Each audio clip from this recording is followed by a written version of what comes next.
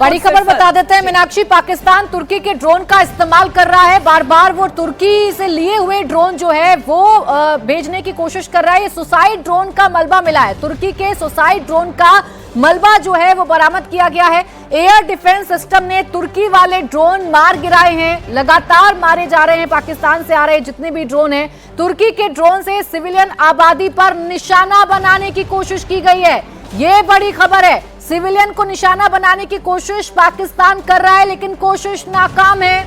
तुर्की के ड्रोन से वो सिविलियन इलाकों को निशाना बनाने की कोशिश कर रहा है, वो कोशिश नाकाम कर दी गई। ये मलबा भी देखिए सामने आ गया है, ये तुर्की के जो ड्रोन है उसका मलबा बरामद किया गया है। ये सुसाइड ड्रोन है और ये सुसाइड ड्रोन है जिन्हें मार गिराया गया आसमान में ही। एयर डिफेंस सिस्टम के द्वारा इनको मार गिराया गया है और जहां ये गिरा हुआ है आप खुद देख सकते हैं, जहां पर ये मलबा है उस लोकेशन को आप देख सकते हैं कि ये रिहायशी इलाका नजर आ रहा है। यहाँ लोगों के घर जो है वो नजर आ रहे हैं। हालांकि जहां ये मलबा बरामद हुआ है वहां अब जो फोर्सेज है हमारी वो पहुंच गई हैं। इस मलबे को अपने कब्जे में लिया जा रहा है और जांच पड़ताल की जाएगी कि ये मलबा तुर्की के ड्रोन का है।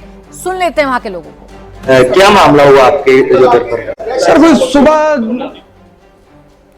तो तुर्की के ड्रोन से सिविलियन आबादी पर निशाना बनाने की कोशिश, ये सुसाइड ड्रोन की बात जो है वो की जा रही है।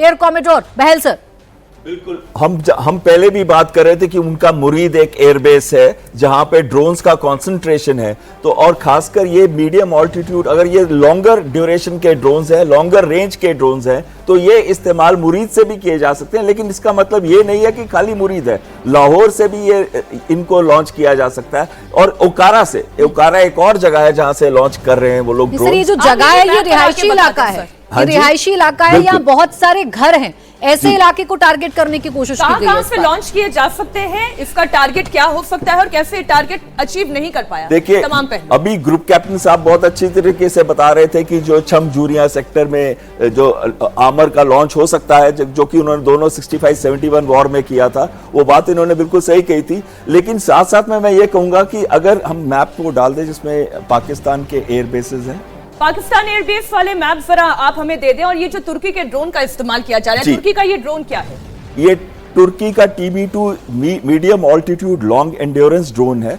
इसकी रेंज जो है, जो नॉर्मल हम बात कर रहे थे क्वाडकॉप्टर्स की, तुर्की की आपने बात करी थी जो क्वाडकॉप्टर्स की, वो रेंज बहुत छोटी होती है, 3 से 6 किलोमीटर, जबकि इसकी रेंज जो है 200 से 200 किलोमीटर के आसपास आती है। इनमें से कौन से एयरबेस से हो सकता है कि वो ड्रोन्स भेजे जा रहे हों?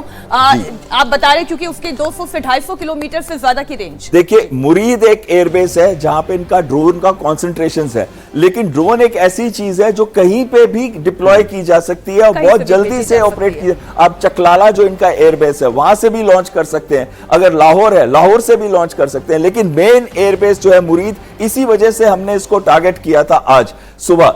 2 रीजंस थे, नूर को मैसेज देना, पॉलिटिकल मैसेज, मिलिट्री मैसेज देना, और मुरीद को ड्रोन्स का। और जो कंसंट्रेशन है इनकी रफीकी के अंदर फाइटर जहाजों की और दूसरे सिस्टम्स की, इंक्लूडिंग मिसाइल्स, जैसे कि आपको सौरभ जी मिसाइल्स की भी बात कर रहे थे, वो भी वहां पे कंसंट्रेशन है। और आप देखेंगे जो मिसाइल्स लॉन्च हुई हैं वो 2 टाइप की मिसाइल्स लॉन्च हुई हैं, एक फतेह 1, दूसरी फतेह 2 और तीसरी है अब्दाली मिसाइल। और ये तीनों मिसाइल्स में से फतेह की जो 1 की रेंज है 150 के आसपास है, फतेह 2 की 450 है और अब्दाली की 450 है।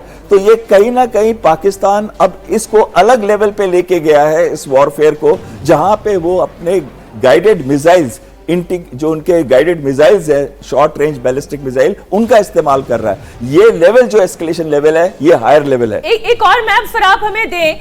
अभी हमने जो नॉर्दर्न बेल्ट है भारत का उसके बारे में पूरी इंफॉर्मेशन आपको दी, जरा थोड़ा वेस्टर्न बेल्ट यानी कि जो हम देख रहे हैं कि राजस्थान की तरफ और गुजरात की तरफ लगातार जहां पर हमला किया जा रहा है, जरा वो बेल्ट भी रखें। क्योंकि जैसे अभी ग्रुप कैप्टन साहब बता रहे थे कि पाकिस्तान की कोशिश ये है कि वो यहाँ पे कोऑर्डिनेट्स कहां पर हमारे हैं इससे वो समझने की कोशिश कर रहा है। और ठीक क्या वही हरकत, वही प्रयास उसका यहाँ राजस्थान या कच्छ की तरफ, भुज की तरफ, जो हम गुजरात की बात कर रहे हैं, वहां पर भी हो रहा है? जरा वो मैप भी एक बार हमारे सामने रखें। देखिए ग्रुप कैप्टन साहब ने एक बहुत ही अच्छी चीज बताई थी हमको, आप भी आ जाओ। ग्रुप कैप्टन साहब ने बहुत ही अच्छी चीज बताई थी हमको कि उनके एयरक्राफ्ट है डा-20 फाल्कन, जो कि इलेक्ट्रॉनिक सपोर्ट मिशन का जहाज है। वो क्या करता है, जितनी भी इलेक्ट्रॉनिक एमिशंस है, चाहे वो रेडार की हो, चाहे वो एक्विजिशन रेडार की हो, ट्रैकिंग रेडार की हो। ट्रैकिंग रेडार जब एक्विजिशन के बाद वो हैंडओवर करता है मिसाइल लॉन्च के लिए, तो वो दूसरा रेडार आ जाता है जो उसको ट्रैक करके लॉन्च करता है मिसाइल को। तो सभी फ्रीक्वेंसीज को रखना, ये आइडेंटिफाई करना कि हमें कौन से इलेक्ट्रॉनिक वॉरफेयर सिस्टम्स का इस्तेमाल करना चाहिए किस मिसाइल रेडार के लिए, और साथ साथ में इवन एंटी रेडिएशन मिसाइल्स या फिर जो हार्पी जैसे मिसाइल्स हैं वो वाले इस्तेमाल करने के लिए भी। तो ये पीस टाइम में नॉर्मली किया जाता है, पर क्योंकि पहलगांव के 15 दिन के बाद ये ऑपरेशन हुआ है, तो हमारे पास शायद उतना, उनके पास शायद उतना टाइम नहीं था जब ये इलेक्ट्रॉनिक। एक आखिरी चीज मैं इस पे बताना चाहता था, जो इस एरिया में जैसलमेर में, यहाँ पे इनका रहीम यार खान बेस है यहाँ पे, उसके बाद यहाँ है सक्कर। एक बात आई थी सक्कर के ऊपर भी अटैक करने की, और फिर आता है जकोबाबाद उनका बेस। तो रहीम यार खान, सक्कर और जकोबाबाद, ये तीनों बेस इनके कौन सा इंस्टॉलेशन है?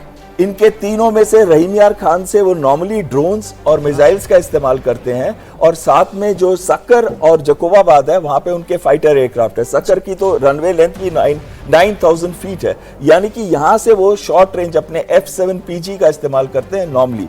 और अगर यहाँ पे हम देखते हैं जो जकोबाबाद है, वहां पे इनके मोर स्ट्रेटेजिक एयरक्राफ्ट है, जैसे कि मिराज 3, मिराज 5, तो JF-17। एक सवाल मेरा ये कि अगर यहाँ से कोई भी वो अगर मान लीजिए मिसाइल भी भेज रहे हैं या ड्रोन भी भेज रहे हैं, तो उनके लिए बड़ा आसान है जैसलमेर तक आना, बाड़मेर तक आना, कच्छ या नलिया में जो इस वक्त हमने देखा कि ड्रोन और मिसाइल्स दोनों को नाकाम किया गया।